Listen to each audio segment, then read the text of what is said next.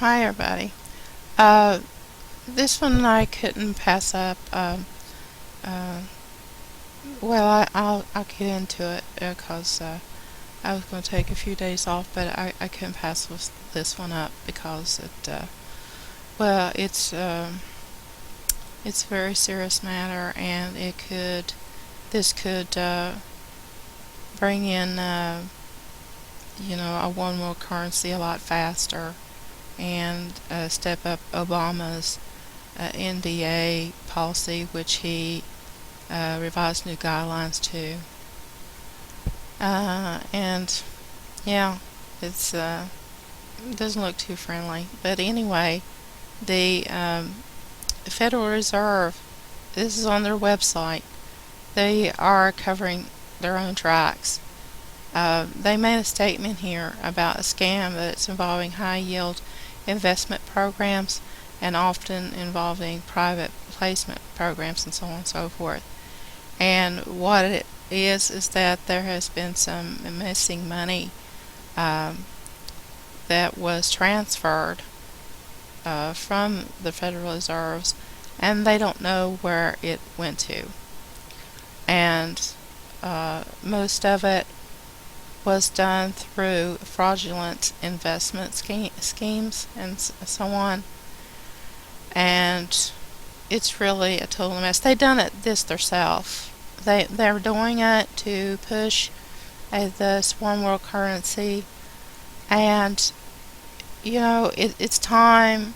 What's it going to take people to band together and say and tell these people, let's get rid of the Federal Reserve, make some of the people in Washington resign. I mean, they're just doing things right and left, and they're taking down the economy quicker than we can blink an eye. So, and I did found a lot of articles in regards to this. It's even reached as far as England, where where did I find it? Let's see, that was the wrong one. But anyway, a Lord James of Blackheath even mentioned that $15 trillion and 759,000 metric tons of gold have also come up missing. And he says that he spoke in the House of Lords holding evidence of 3 transactions that were made and 5 trillions of each in transaction of 750,000 metric tons of gold that had been called into investigation. Yeah, he even called an investigation on this. And the guys that were in the Federal Reserve, and he mentions their names, Timothy Githner and Alan Greenspan, and all those in the Federal Reserve that signed this over to 2 witnesses, one of them being a Mr. Yoshuki, excuse me, the pronunciation, Yoshuki Horiguchi. Okay, that's a Japanese name. But I also found out he went by another name, and I was trying to remember his name. But this witness, so-called witness, went by another name. So you see, it's this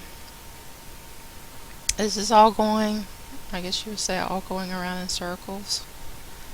And look who's getting caught red-handed, the people in the Federal Reserve. So it's a lot of this, lot of reading. If you want to get into this story about what's going on, it also brings up the bank, HSBC Bank, where 5 trillion payments that came in that had been acknowledged and received by the executives at HSBC, and again received by the executives at the Royal Bank of Scotland.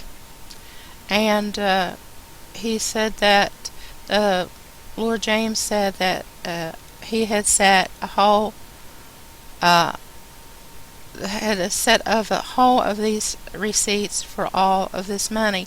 Why would any bank want to sign $5 trillion worth, $15 trillion total of receipts if the money didn't exist? And so, yeah, he knows what he's talking about. If they had something to sign over, why would something come up missing? Right? I don't know. But, yeah, it's all quite fishy. And it's just my idea this is what's happening. It's right in front of your face this time. I mean, there's no escaping it. Money was said to have come first from first of all from a I can't pronounce that, RIYADI, okay, account to the Federal Reserve of New York, and from the Federal Reserve of New York it was passed to J.P. Morgan Chase in New York for onward transit to London. And the means of sending it was a SWIFT note, which ought to have been registered with the Bank of England if it was genuine. Okay, so when it happened, it came about that Lord James said that all that he took it in is to be a noble friend of Lord Strathclyde, and wasn't for sure about the spelling, and said, "What do we do with this?" And then he said, "Give it to Lord Sassoon. He's with the Treasury." So he Lord Sassoon looked at it and said immediately, "This is rubbish. It's far too much money. It would stick out like a sore thumb, and you can't see it in the Royal Bank of Scotland accounts." Quite right. Second, he said, "The gold backing is ridiculous.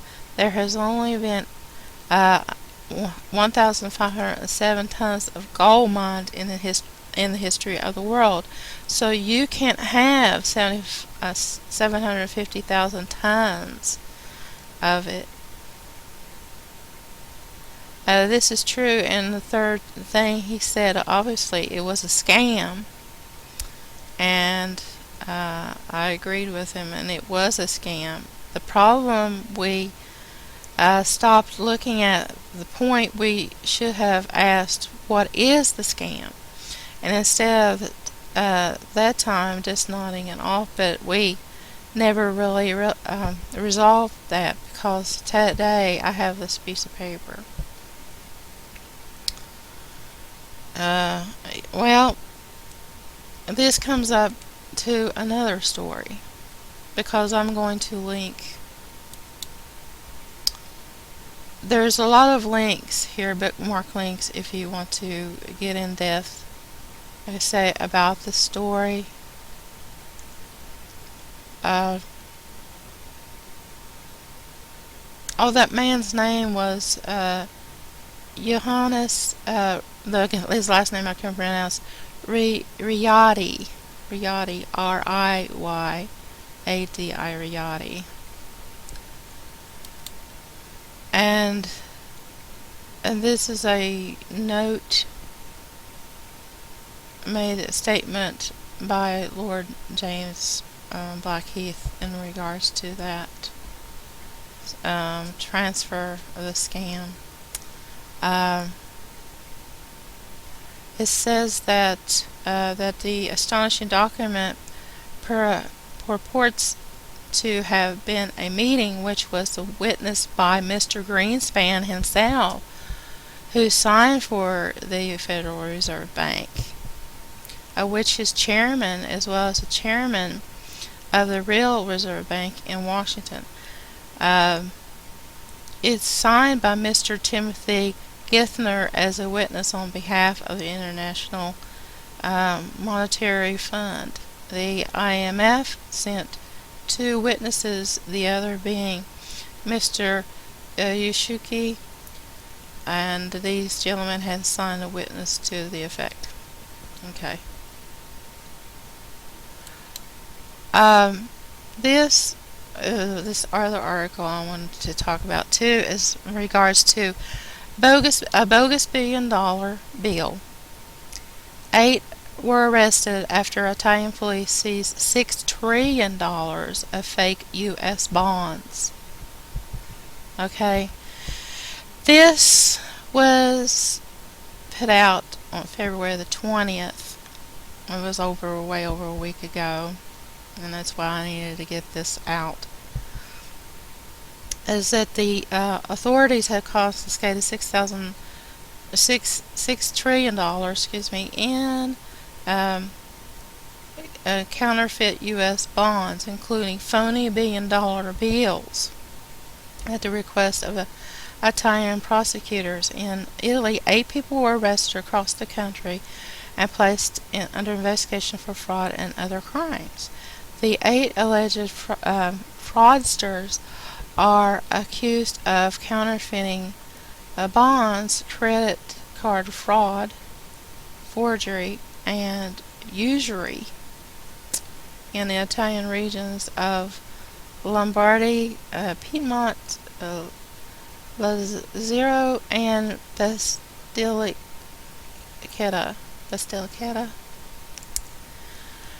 Police said. And here they are. Here's the fake bills. I didn't know there was a $1 billion bill. I didn't think it would go that high. Who could cash that, right? $1 billion. And there's the Federal Reserve green card. A green card. And there's the stamp, the massive scale. Not the massive scale. It's a seal. That's what they call it. The seal of the chest that they found. Well, they found everything. There's the. So I'll leave the link to this. This is the case. The trunk. Excuse me. The case. The bonds were sealed in this trunk, and it was marked Federal Reserve System, Chicago. Mother Box, Treaty of Versailles. Yeah. Yeah, there's, I'm sure I'm just very suspicious about that this all is going to go into a world currency with all this, money laundering and all this forgeries,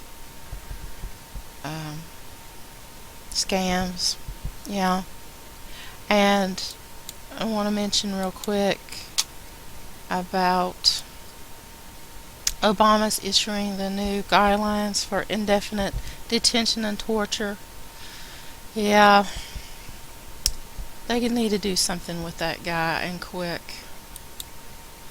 And here's the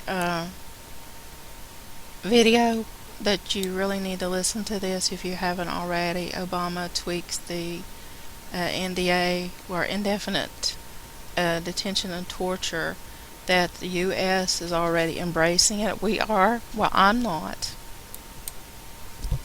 And so they can have it. We can detain them. One's in government, can't we? Okay, I'm at the end of this, so I'm going to leave all links. And y'all have a great week.